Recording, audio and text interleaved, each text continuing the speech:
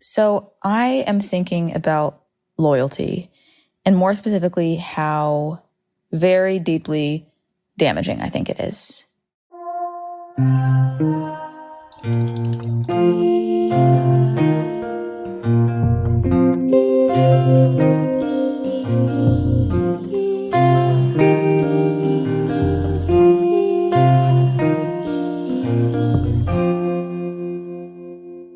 You know what loyalty is? Loyalty says, hey, because we have history, we need a present and a future. No. I think depending on our history, that tells me whether we can have a present and or a future. Sometimes the history is such that you need to fucking get out of there. You need to get out of that relationship. And I don't care who it's with. Friends, family, doesn't matter. God, this is such a frustrating area for me. I am thinking of 2 specific family members that I have gone no contact with. And it was very difficult for me to make the decision to go no contact because of the societal messaging we have around loyalty. With friends, yes, and really loyalty is harped on when it comes to family.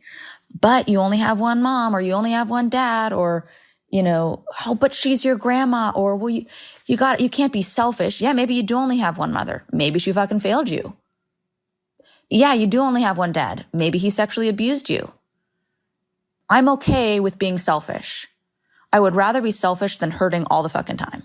I would rather be selfish and protecting myself than harming myself by engaging in this relationship with this person. I'm of the mindset that if a relationship isn't serving you, you should leave. You owe it to yourself to leave. Loyalty is keeping you stuck and small. Oh my God, I so believe this. So the 2 people that I don't have communication with, the 2 people that I went no contact with, are my grandmother and my dad. We'll get into it. My dad, emotionally neglectful. My father was so neglectful growing up. Just seemed like he did not fucking care about me or any of my brothers, just hardly looked in our general direction, never took an interest in anything that we had to say, anything that we were interested in, any of our feelings. It felt like pulling teeth to get anything from him. He'd come home, he worked at Home Depot, he'd come home from work and be smelling of like wood chips, and I'd slam my head into his belly and I'd go, "Daddy, Daddy!" Every time I'd scream this little high-pitched, "Daddy!" So excited to see him.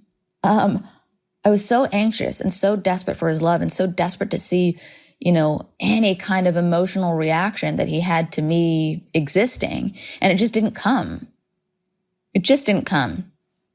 The one time I remember him like acknowledging me, he gave me a birthday card for one of my birthdays, spelled my name wrong on the birthday card, spelled his daughter's name wrong on the birthday card. And I thought, well, you know what? He means well. One of those damaging societal messages, right? Oh, Daddy means well. He's just a bad speller. Sorry, you don't get out of spelling your daughter's name wrong by being a fucking bad speller. You're going to have to figure out how to spell some things, Dad, okay? Including your children's names. And then I found out that my mom had, forced him to write the birthday card and whatever. I just was clinging to, the desire, the longing, the wanting to have that relationship with him. I was, the way I see it, kind of addicted and familiar with that pulling, that wanting something from somebody that they just can't give you. You know what it was that I wanted? Connection. I wanted genuine connection. You know what genuine connection is? Mutual love, respect, and support. You know what I don't think I had from my dad? Any of those things. I don't think he's really capable of any of those things. So, emotionally neglectful all of childhood. By maybe 11, 12, I'd started calling him Mark. There was like this big family situation where my mom had found out that he'd been watching a bunch of pornography. And so she kicked him out. She kicked him out all the time. But this time, she kicked him out for a longer period of time, and he was sleeping in his car. And then I think, frankly, through some conditioning from her, myself and one of my brothers started calling him Mark, and we never didn't call him Mark from that point on until my mom died. My mom died when I was 21, and that was who I was as a person. It felt like I had died because she dictated so much of my identity and personality and who I was and how I thought, and everything was funneled through, what does my mom want to be? She dies.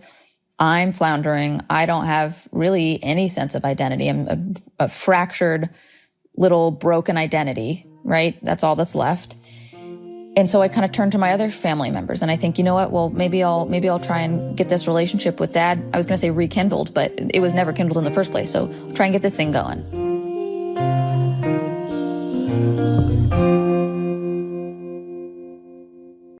My dad had really quickly after my mom died, started seeing someone else. And by really quickly, I mean, got her phone number at my mom's funeral. So this was like my mom's best friend from high school. Everybody at the funeral is like sobbing about my mom, devastated. And he's walking around like, what's her number? So everybody's sad, crying over their like little, cold cut sandwiches and sobbing into their Mormon fruit punch. I grew up Mormon. Her funeral was at a Mormon church. It's like Sprite mixed with rainbow sherbet, Mormon punch. Anybody Mormon or who grew up Mormon knows what I'm talking about. It's actually good. I don't recommend the religion of Mormonism. I do recommend the punch of Mormonism. It's good. Everybody's walking around wailing. My dad's like scrambling for Karen's phone number. And she is like, you got to give it to her. She's just got like a beautiful face structure, just gorgeous blue eyes and this kind of frosty white blonde hair that she's taken really good care of. Like somehow it's not fried at the ends. It's just like luscious. And I like Karen. Like I'll just say I like Karen. I think she's nice. Maybe not a person I'd choose to spend a ton of time with. Maybe wouldn't be a close friend, but she'd be somebody. She's just kind of she's Karen. My dad starts seeing Karen, and it's hard for me because because my mom just died. Like, I don't need to make it any more complicated than that. My fucking mom just died. It's painful to see my dad with somebody else. And I'm torn because I'm thinking, well, I want my dad to be happy. Whatever, does it matter that he was getting her number at my mom's funeral? Does it matter that the date that they were going to get married was the 1 year anniversary to my mom's death? She died September 20th and they were going to get married on September 20th. I brought this up to my dad being like, feels kind of insensitive. And I believe they changed it. And I don't know whether that was just like ignorance. They didn't remember that she died that day, or whether it was like intentional and kind of a fuck you, which I don't know. I may never know. So I was trying to have this relationship with my dad, despite the fact that I was hurting, and seeing him in this relationship with somebody new. I would try and, I'd get dinners with them. And I remember like going to the Santa Monica Pier with them and with her daughter. And one thing is too, like her daughter who I liked and she was cool. She was a swimmer, and my dad knew everything about her swim times and what place she got at the swim meets and what her butterfly stroke and how good her arm is when she does a certain. And I thought like, God, it stung. I'm sitting there trying to nod along with like, wow, cool, that's awesome, that's great, and it just like hurt. Like my dad never watched any of the things that I did on TV. My mom would force him to go to some of my dance recitals. I'd see him in the audience sleeping every fucking time. Just couldn't keep his eyes open to see me pirouette a couple times. Like just couldn't do it. This is a man who couldn't have been more obvious about his lack of interest in my life, who seems like fascinated by his new stepdaughter. And a part of me thought, again, trying to defend him, thought, maybe he's grown as a person and he's trying to show up in ways that he didn't for me. And then the other part of me thought, yeah, but he didn't show up for me. So why am I here showing up for him? Ugh, that's tough to say. Why am I here fighting for a relationship with a person who gave me nothing growing up? Who gave me nothing but issues with love, with God, self-esteem, with all just, this could go off into a tangent really quickly. So I'll stay on track here. But like a year and a half, maybe 2 years after my mom died, my dad tells me that he's not actually my biological father. I go into this a bit more in my memoir, so I'm trying to just keep it quick, but he tells me he's not my biological dad, and I'm blindsided. It's such shocking news. I felt like the ground was wobbly underneath me for about a week. Like literally I'd wake up in the morning and I just felt like I'm going through the motions of life. Like it's an out of body experience. My world feels off kilter and disorienting. And I don't know how to find my center and feel like myself. I just feel confused and like, well, who the fuck am I? And what the fuck am I? Like it was so confusing.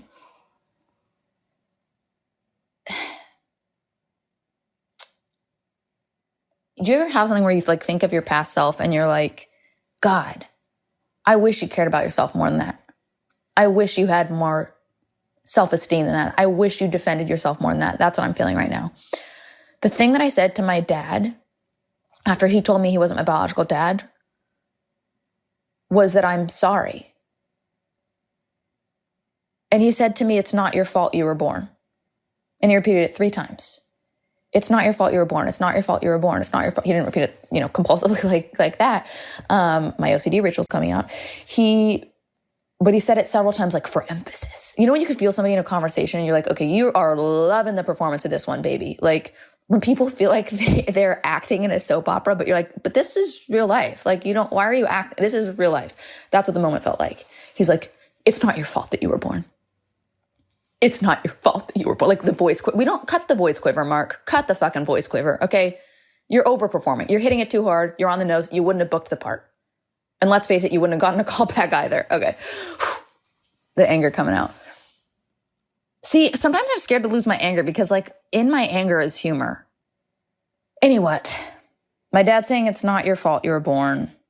And there is like one part of deep in the depths of my mind, deep in the depths of my soul where a shred of dignity existed, where a seedling of dignity was about to start sprouting. I was thinking, why is he saying this to me? Why is he saying it's not my fault? Why is this the phrase that he's choosing to say? And why am I apologizing to him? But I shoved that part of me down. I shoved that dignity. I shoved that self-trust. I shoved that sense of identity, sense of self down for the sake of what? You guessed it, loyalty, keeping this relationship around because he's my dad, quote unquote. I mean, he's actually not, as I just found out, but he was my dad. He raised me. So I'd tell myself these kinds of thoughts. Oh, well, but he raised me. And then I'd think, the other part of me is going, but did he? You guys heard what I said, completely emotionally neglectful, clearly didn't want to be there, couldn't stay awake for any family outing ever, didn't give a flying fuck, didn't know anything about us, me or my brothers. I'll speak for just myself. I'll let them do their own podcasts. Didn't know anything about me. It was a heartbreaking. My relationship with my dad was heartbreaking. It was so difficult to feel like just a fucking burden. Like just to feel that as a child of like, this person does not want me here. And so what I realized eventually was that me trying to have a relationship with my dad was me trying to earn love and me trying to be wanted in a relationship where I wasn't wanted when it counted. And frankly, I think if he was being honest with himself, he would realize that he didn't really want a relationship with me as an adult either. He was doing it to assuage his own guilt. So many relationships, I think, are just built off of trying to assuage your own guilt for past mistakes. And I think that's a fucking scary place to be. But so I'd even like try and buy his love, earn his love. I remember he liked biking. I'd buy him a bike. I bought him a real state-of-the-art bike that I thought maybe he'll love me with this. And I didn't feel any improvement in our relationship. I didn't feel, we're seeing each other time to time. I'm getting these dinners, but I didn't feel any connection. I bought him a car. Oh, he's always wanted a truck. I'm going to buy him a nice truck. That didn't do it. And eventually, I wish I could pinpoint a thing as to like how this happened, but was it, just therapy or growing as a person, age? Was it, having support systems around me and authentic relationships with people that actually did care about me, that did want to fucking see me. I don't know what it was, but eventually I just let it go. I let the relationship go. I have not talked to my dad in years. It is one of the best decisions of my life. Letting that pulling, that tugging, that wanting, that earning love, all of those negative narratives that were created in my childhood by that really damaging relationship, all of that washed away when I let it go. The man's aging, the man's going to die. I won't see him. I will never see him again. And I am so proud of that decision. And I genuinely am hopeful that this is inspiring in some way. If you're struggling with a relationship and you're, chained by the bonds of loyalty, I was going to say, okay, Shakespeare. If you're like locked into a relationship with a family member because of loyalty, you owe it to yourself to move on. I'll say it again, what I said earlier. Relationships should be based in mutual love, respect, and support. And if you're not feeling that, baby, let it go. God. Oh my God, I feel great just talking about this. You know what? I don't even think, if my grandma comes up in another episode, we'll talk about her in another episode. But for now, this just feels like what I was supposed to share, if that makes sense. It feels like what I was meant to share and what I was supposed to share with you guys. I'm kind of excited to talk about grandma at some point, but for now, let's just leave it at dad. Loyalty sucks.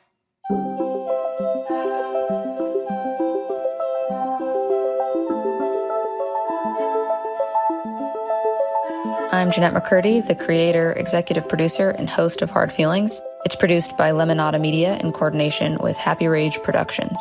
Our production team is Keegan Zema, Aria Bracci, and Brian Castillo. Music is by Hannes Brown. Steve Nelson is Lemonada's Vice President of Weekly Content. Rachel Neal is Lemonada's Senior Director of New Content. Executive producers are Stephanie Whittles-Wax, Jessica Cordova-Kramer, and me. Listen ad-free on Amazon Music with your Prime membership.